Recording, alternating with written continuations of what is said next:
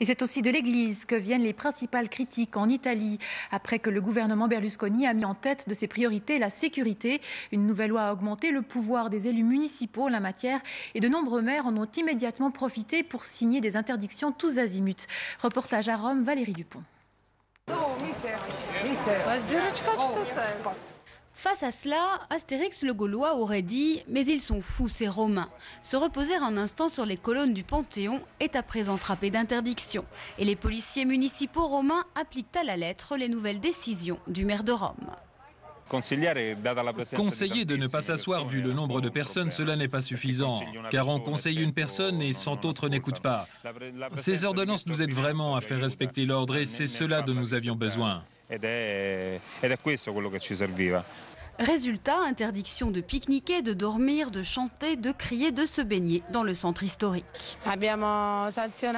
Nous avons sanctionné les touristes allemands qui pique-niquaient sur les escaliers. Une amende de seulement 50 €. Et si cela concerne un touriste étranger, il doit payer immédiatement. Par contre, l'Italien reçoit le procès-verbal à la maison et il a 60 jours pour payer. Interdiction aussi de marchander, de mendier et bientôt interdiction pour les clochards de fouiller dans les conteneurs d'immondices. Comme au temps des Romains, le Campidoglio a retrouvé tous les pouvoirs et pointe du doigt les coupables. Il y avait une situation d'insécurité, de dégradation et de manque de respect des règles, surtout de la part des citoyens non communautaires, les étrangers présents illégalement sur le territoire, mais aussi des citoyens européens. Énormément de Roumains qui ont pris notre ville comme un endroit où on pouvait faire ce que l'on voulait. Cela n'est plus possible. Nous avons hérité d'une situation d'urgence et donc le maire a dû intervenir avec des ordonnances d'interdiction.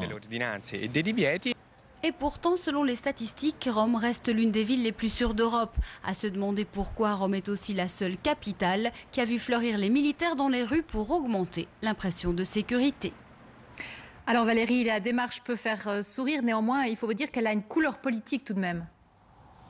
Oui, en effet, ces maires shérifs, comme on les appelle, sont en train de fleurir principalement au nord de l'Italie. Ce sont principalement des maires élus sous le parti de la Ligue du Nord ou de l'Alliance nationale. Par exemple, à Padoue, à Vérone ou à Vicenza, ils ont pris des décisions particulièrement loufoques. Par exemple, une amende pour un client qui va voir les prostituées ou encore quelqu'un qui dénonçait aujourd'hui dans le Corriere della Sera qu'il avait été amendé parce qu'il lisait un livre dans un parc public. Donc on le voit, il y a vraiment une demande ici de sécurité par rapport à ces maires qui veulent tout légiférer, tout interdire. Mais il y a quand même certaines réponses de la part de la presse qui dit à force d'interdire, peut-être que la loi perdra de son impact. Et donc attention, mais pour le moment, les réponses à ce genre d'interdiction un peu folle ne sont pas très nombreuses.